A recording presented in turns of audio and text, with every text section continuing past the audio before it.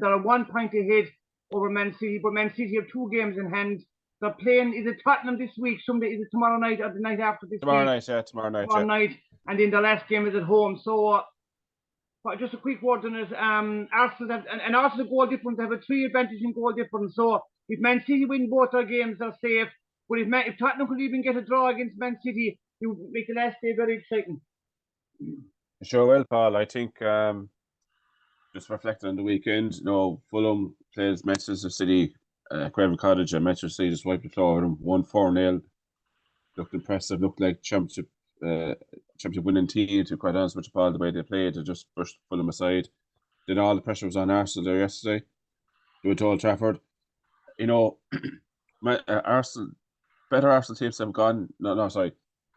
Better Manchester United teams have played Arsenal in the past, and Arsenal have been able to get a nick a draw or something like that, but haven't been able to win many games. I think before this, they had won in 2020, the year of COVID. I think before that, they beat them in 2006. So something crazy, like Arsenal had only beaten Manchester United at Old Trafford once in 13 visits or something like that before 2020, sorry. And now they've beaten them again in 1-0. And it was, Manchester United were very disappointed. They've lots of injuries, Paul, at centre back, at midfields, even Bruno Fernandes, Rashford was out. They had to play Casemiro again at centre back, and it was an absolute disaster class of defending for the goal, Paul. Casemiro, I suppose, he might be exaggerating, but he's only 2 miles. You always feel like some people were saying that he was 2 miles behind the rest of the defence. He was all on his own. He was playing everyone on side. There was a massive gap between Casemiro and others. Sorry, can I just put a question all there? For professional players, I find it unbelievable. I don't care if you were the centre forwards. In the past, centre forwards have gone back into defence. Midfielders have had to go back through injuries or whatever, and there was only maybe 1 sub or a couple of subs allowed during the match there. But as professional players, this should be basic stuff. And it isn't just Manchester United, this is across the board. These players, the ones that have to do something not directly, they have no idea in the world of what you're talking about. I just think it was lazy, Paul, to be quite honest with you. It was nothing to do with being unprofessional. Well, it was unprofessional. Casemiro's been a great player for his career. He's at Real Madrid. He's won the medals. He can show him off to everybody. But his legs are gone. And it wasn't just that. It was just pure. Sorry, I just got a frog in my throat. It was just pure schoolboy stuff, Paul. It was just unbelievable what we saw in that goal. That was the deciding factor in the goal. Arsenal didn't score any. No, Arsenal had a few other half chances. The game was very poor in quality, but Arsenal didn't care. All they needed Arsenal was the 3 points, and they got them. And they're bringing the title race right down to the last day now. So in 6 days' time, we'll know for definite who will win the league. But very, very disappointing way to lose a match for Manchester United.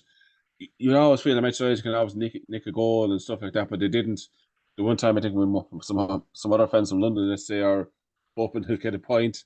But look, very disappointing. Ten Hag is under huge pressure now. I don't think the FA Cup's going to save him, Paul, either, Paul, to be honest. I'm going to come in just to put a question with the man. First of all, he's the head coach. I actually don't blame him at all. I thought last year he had a good season. They won the League Cup, finished 4th, got to the quarter-final of the UEFA Cup. But there's obviously behind the scenes, and we've been saying all, we're like a broken record. Behind the scenes, things are not right. And at this stage, it doesn't matter who's the coach there.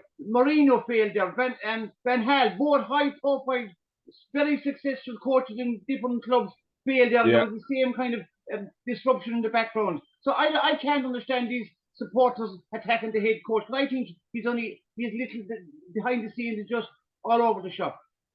Well, yeah, but I don't think the team is set up properly, coached properly, and that's on the manager as well. I mean, the manager, head coach, whatever you prefer. At the end of the day, there could be an awful lot of rumblings going on at board level, ownership level, and all that stuff. But day to day, Paul, managing players, I don't know. Look, the players have been absolutely awful for Manchester United, and they have to look themselves in the mirror as well. But where a team is coached, tactics, and all the rest, that has to. Like Manchester United, they think they faced the most shots other than out of the bottom 3 teams, and they're all going down. And for Manchester United to be facing so many shots, so many chances, it's not that hard to create chances against Manchester. And that is on the manager. How team set up, shape. Otherwise, what's he doing? So he has a role to play definitely in this as well. And Manchester United fans will tell you 14 losses I think they've had now in the Premier League. That's a record. Yeah. I mean, okay, no, sorry, no, for cutting the question. We'll go to Manchester City. They have 2 games to go. They're very stable behind the ground. I know there's an aspect about all the financial fair play, but we can do nothing about that. But just what you see on the pitch and behind the scenes, there's no trouble. You don't see players publicly, whatever privately, publicly coming out. So they're away to Tottenham. Is that the chance that Arsenal would be looking? This kind of ironic that Arsenal would be looking to their main rivals to even get a draw from. Yeah, Paul, this is going to be. I think for the fans more than the players, Paul. For the fans, I think the big one for Paul for Tottenham is, excuse me, I just see there in the table, 36 games played for Villa and Tottenham. If Tottenham were to win, they'll go behind them. If Villa were to lose tonight, Villa are playing Liverpool tonight, in Villa Park. If Villa were to lose that game and Tottenham were to win, to be right back in it now for Champions League. So it all depends on how Tottenham approach. Like obviously they'll be up for it. They'll want to win as players, professional pride and all that. But if Villa were to lose tonight, that gives Tottenham a really they're right back in it then, Paul, with the last game. I forget where Villa are playing. Tottenham are away to Sheffield United, as far as I know. I've just forgotten who Villa are playing the last day. Yeah. But if Villa were to lose tonight, but if Villa were to win, it's all over. So tonight has a huge riding on what happens tomorrow night.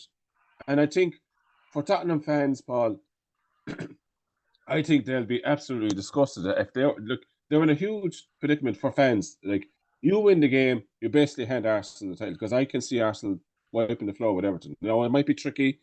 Everton might hold on, they'll play a low block. But I would see Arsenal winning that game. And I can see Manchester City beating West Ham as well.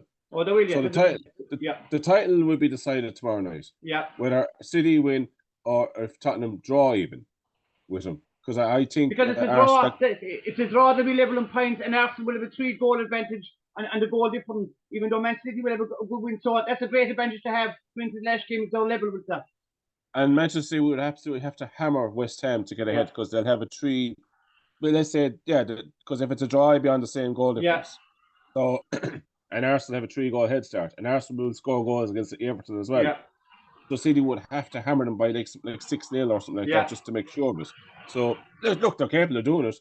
But that means that you're banking on Arsenal not getting maybe 2 or 3 themselves. Yeah. So, I think Tottenham fans, I think it's the one game that Tottenham fans will be looking at saying, why are you turning up now tomorrow night when they're playing City when they didn't turn up against Arsenal for a good 70 minutes? I mean, that's what our Tottenham fans will be thinking. The one that Tottenham fans wanted to win was against Arsenal because I think if they'd beaten Arsenal that day, there wouldn't be a title race. I think City would have it wrapped up by now. Yeah. So I think Tottenham fans are in a real predicament. It goes back to a couple of times, Paul. I don't know if you remember. I'm probably too young to remember, but I've seen it.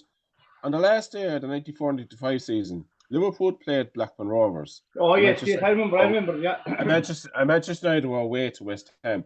And all during the build-up, everyone was saying that Liverpool wouldn't try late because if they won the game, there's a chance that they would hand the title to Manchester United. Now, as it turned out, Jamie Redknapp scored a last-minute winner from a free kick. And you also had Kenny Dalglish was the manager of Blackburn at the time to form Liverpool. That's right. So there was talk that, Liverpool would do favours for Blackburn Rovers because Kenny was ex-manager as well, and the United factor. Now, Liverpool fair play to actually won the game, and Manchester United missed chance after chance in a 1-1 over West Ham. And Blackburn Rovers actually won the title by 1 point. But I tell you, Paul, if there was a Liverpool scored, and there's a massive cheer about 20 seconds later after they scored because they found out that Blackburn Rovers had held on for the title because United had drawn. If it had gone the other way, Paul, you'll never know because Liverpool could have won the title for Manchester United. Yeah. And in 1999, just more preference, United were playing Tottenham. I think Arsenal were playing Bolton, if I'm not mistaken. There was a point between them. Manchester United had to beat Tottenham to be sure of the title. Tottenham actually went 1-0 up in Old Trafford. And as far as from what people say, the Tottenham fans actually started booing because they actually had pushed Arsenal in with a great chance of winning the title because there was only 1 point between them. So, but in the end, United won 2-1. I think Arsenal won 1-0. And in the end, United won the title. But that's the way that's the relevance of those compared to tomorrow night, where But fans tomorrow are night, Noel, unsure. and this game is away, Tottenham's home ground, so this will be a test of Man City. As I said, this season they're going for 4 in a row. They're not as good as last season, but so they don't have to be. But they are where they want to be with 2 games to go. So tonight now this is the big one. Have they really got it? Can they go one more time? Yeah. Tonight will tell us with Aston Villa Liverpool, because if Villa win, tomorrow night the Man City Spurs game. Sorry. Yeah. So tonight has a factor on how motivated the players will be. Tottenham fans. Look. I remember Jamie Rabin saying about that the reference to 95, and he said, "Look, for your own professional pride, you want to win the game. Now, you might not feel so great after because your rivals might hand your rivals a big advantage in the title race. But when you're on the pitch, you want to win the game. Yeah. So I'm sure Tottenham fans, players, and just not forget, Paul, Tottenham. I don't think there's any local players in that Tottenham side that's in that. Yeah, from the years ago. So no, look, we'll move on now, Noel. So just can you call it for tomorrow night, Man City against Spurs away? Can Man City win that game? Which in all, if they win that game, it's basically a title decided because they're going to win the last game anyway. So what do you think? Yeah, I think. Well, more than I think, what I hope. What I hope is obviously City win, because being a Chelsea fan, I don't want Arsenal to win the league. I'm sure Tottenham fans don't want it either. But I think City might just edge it. Now, I don't think it'd be a cakewalk or walkover. But look, I remember Wayne Rooney said last night on television, where he said, even if Tottenham play a great game, there's still no guarantee they're going to get a point, because Manchester City can just wipe the floor with any team. You could play well against City and still lose 2-1, 3-1. So if it has to be the cause, I think City might just edge it, and they'll probably win their last game of the season as well. But look, it's going to be a very tense night tomorrow night in North London, that's for sure. Yeah, okay. Hang on a second, I don't know. No, we're just going to quick look at the bottom table, a couple of minutes. Sheffield United gone. Burnley were relegated, guaranteed relegated the weekend again. So that was the last game. Nottingham Forest, they're 3 points clear of Luton. They have a plus 12 goal difference advantage. They're away to Burnley. Luton are at home to Fulham, I think. Fulham, it's 99% certain that Luton will go down. There is a very, very small chance they'll have to overturn 12 goal difference. If Luton win by 6 clear goals and Forest lose by 6 goals, they get through the inverse. So what are your thoughts? It's almost done and dusted. Yeah, you just about made it, Paul. It's done and dusted now, I have to say. Like, that goal difference. And I think Luton would be so regretting a lot of that, because a lot of those goals were very cheaply given away. They were 1-up against West Ham, and they gave away 3, you could say, three very soft goals near the end, and that they're as good as gone. I think even the manager know they were clapping the fans. And look, I didn't think Luton would be in this position at all, but I thought to be long gone like Sheffield United are there, to be fair. They got 10 points more than them. Their credit to their club, but at the end of the day, Paul, they just didn't have enough. Forest, I know you've been very critical of the defence, but I think it's the attack is what got you out of it, Paul, to be quite honest. You have good attacking players. Hudson-Odoi, he gave us a very good game there. Look at they're on 29 points. If we lose to Burnley and we still survive, that would be the lowest total. I know there was a 4-point deduction, but that would bring it to 33. That would still be the lowest record in the Premiership of a team surviving. Yeah. The quality down at the bottom, Paul, has been very, very poor. I think if any team had put in a decent run at all, they would have gotten out of it. I think even Sheffield United, if Sheffield United had bucked up maybe midway through the season, like Burnley did. Like Burnley gave themselves a chance. If they just did a little bit earlier, maybe 2 or 3 games earlier, they might be still in it. But the quality at the bottom of the league, to be fair, Paul, has been very, very poor. Forest, if it was any other year, like you said, Paul, to be fair, you would be going down. And we would deserve to go down. No, we would deserve to go down. Yeah. And I give it a weekend. We played Chelsea at home. We were winning 2-1 with about 15 minutes to go, roughly. And I was only turning online to score them. Chelsea made it 2-2, and I said straight away, you can put your house on the Chelsea, you're going to get a third goal. And within 2 minutes, Chelsea had the third goal got. It was almost predictable, Noel. I know. We cannot defend. No, the third Chelsea goal, I saw it myself. Great ball from Reece James, but there was absolutely nobody marking Nicholas Jackson for the winner for the header. Great, like that's what we've been missing. I know I'm just talking about Chelsea, but that's what we're missing down that right wing. Reece James, he's our captain. He's a very good player. They was talking maybe sticking to the England squad. I don't think that's going to happen, because I think he's back. He's been back too late. Great ball into the box, but as you said yourself, the defending, there's absolutely no defending going on there at all. 3-2.